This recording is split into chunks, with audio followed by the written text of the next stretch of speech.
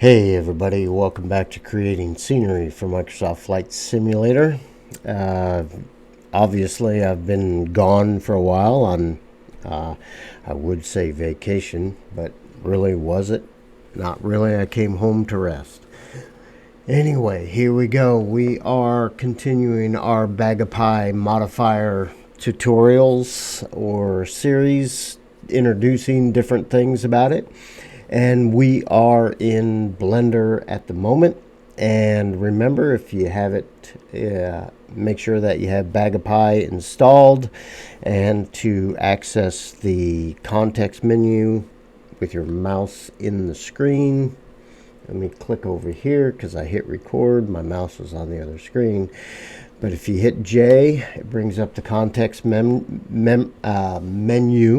And remember that if there is no object, only the things that will apply will be white, not grayed out.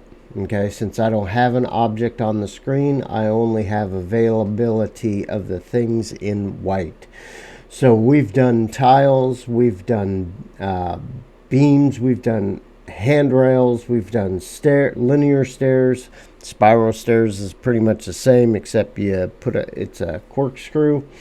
Okay, today we are going to do a floor. Should be a short video. We're not going to get into too much detail on textures, because if you want the textures, you can look back on how to create textures in one of my other videos. But here is using the floor.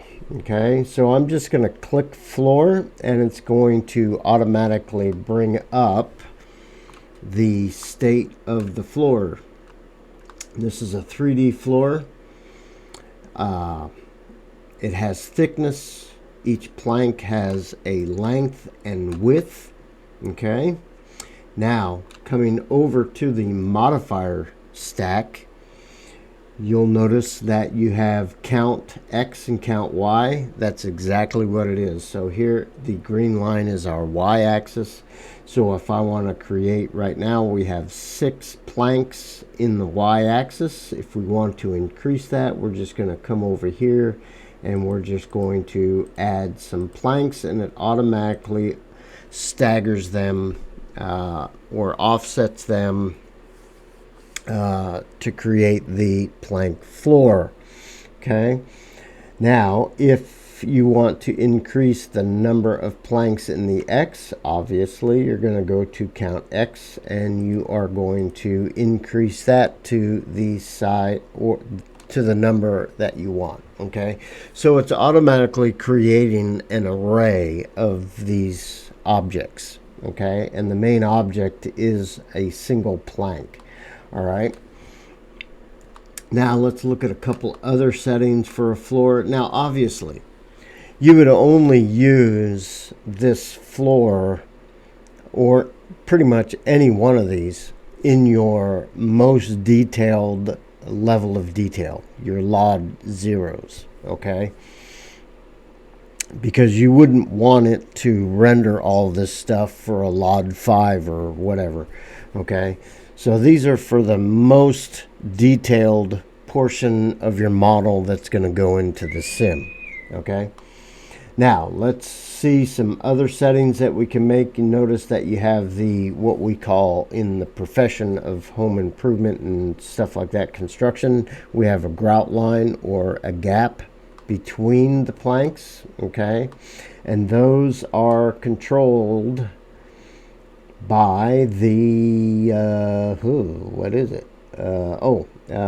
The X and Y offsets. So I'm going to exaggerate this so you can see where it does it. Okay, so I'm going to replace the 0.02 meters. Remember, all the settings in these menus are metric.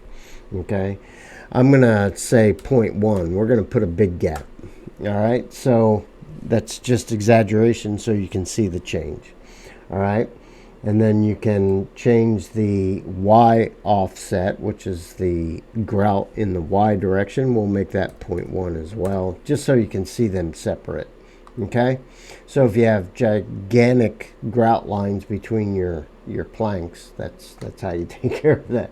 All right, so let's move back to 0.02 and move this back to 0.02. All right, so that gives you your look. Okay, now I can't remember, but we're going to try this. Let's see what random is. Yeah, random will randomize how the planks are. So not always are floors installed like bricks. There's a term for that, and I can't remember what it was. What's that called? Oh well. There's actually a name for the style of brick where one brick starts at the middle of the other one. For the life of me, I'll remember it as soon as I stop recording. But anyway, you can change the randomness of how your planks show up. Okay, so that's going to be dependent on your prototype model. All right. Now, obviously, the X, the Y, and the Z are the actual dimensions of each individual plank. All right, so we have our X direction going this way, and they are 2 meters. So we can make those 1 meter if we want and see how it closes them in like that. Now, that randomness, I'm going to change that back to 0 because in the real world, when you're installing a floor, you would never have joints side by side like this. Okay, that's just the way it is. It's not a strong bond. That's it.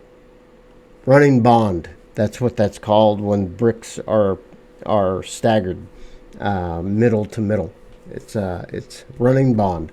All right, there you go. I knew it'd come back. So I'm going to change the random back to 0 and make it a running bond pattern, kind of like a brick. All right. So you change the size of each individual plank using the X, Y, and Z's. Okay. So if you want wider, you're going to change the Y. Okay. And if you want longer planks, shorter planks, you can do that. And then the Z obviously is the thickness of the plank. All right. Then once you have all this set, now notice that we get the running bond on each end that overshoots.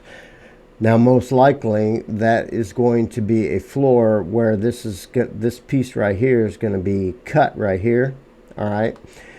The only way that you can take care of this issue is if you apply this modifier and go into edit mode and move these vertices where they're lined up here. Let's see if I can do that for you. All right, so if I go into edit mode, if I tab into edit mode right now, I cannot edit each individual plank.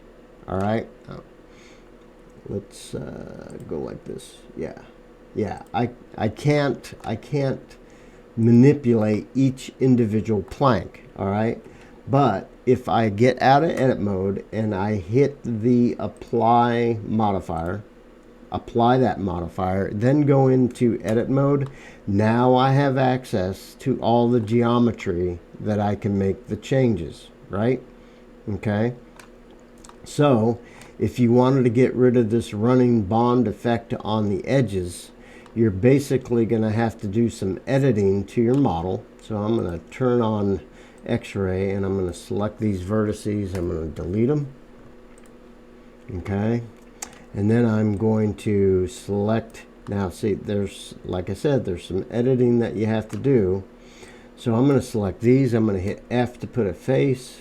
Select these, put F, put a face. Select these, put a face. Select these, put a face, and select these and put a face.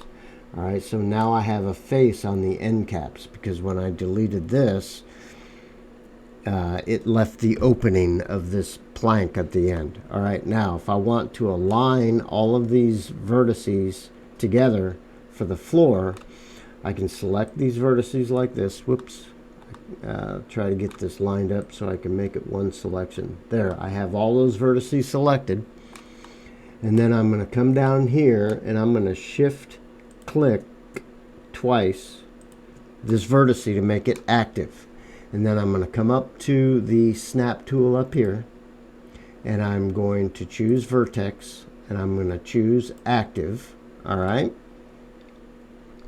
And then I'm going to move all of these vertices in the X direction until they line up with this with these vertices here. So I'm going to GX and I'm going to come, oh, I don't have my snap on. Duh. Turn my snap on. There we go. GX and then snap to that just like that. And then I fixed that running bond to match if there was a wall right here. Okay, you guys got that? Okay. Now, let's get out of edit mode by hitting tab, and you can go into render mode, and then you can start applying your materials if you wanted to. Now, I'm not going to do anything fancy, but I'm going to come down here to the MSFS parameters. I'm going to standard material, and I'm just going to go put a wood grain on them. I'm not going to do you guys have seen enough adding textures and stuff that you know what to do by now. If you don't, I have videos on how to do these textures. But let's just add a diffuse texture. And I'm going to try to find, I got all types of places here. I need to go to this drive. And I'm going to go to MSFS 2020 textures. And I'm going to come down here and find wood. See if I have a wood texture. Select this. Let's select that. All right, let's do color and then open. And it applies a wood texture. Now, obviously, it doesn't look like a wood texture because, remember, the modifiers are not UV unwrapped. So I can go to UV editing and I can do face select, select all. And then I can come over here to UV. We're just going to do a smart UV right now. And I'm going to apply that. And it should apply our texture kind of correctly. Okay. And then we'll go back into layout. And we'll take a look at that. Now, some of them, my grain are going the opposite direction on some of them. Okay.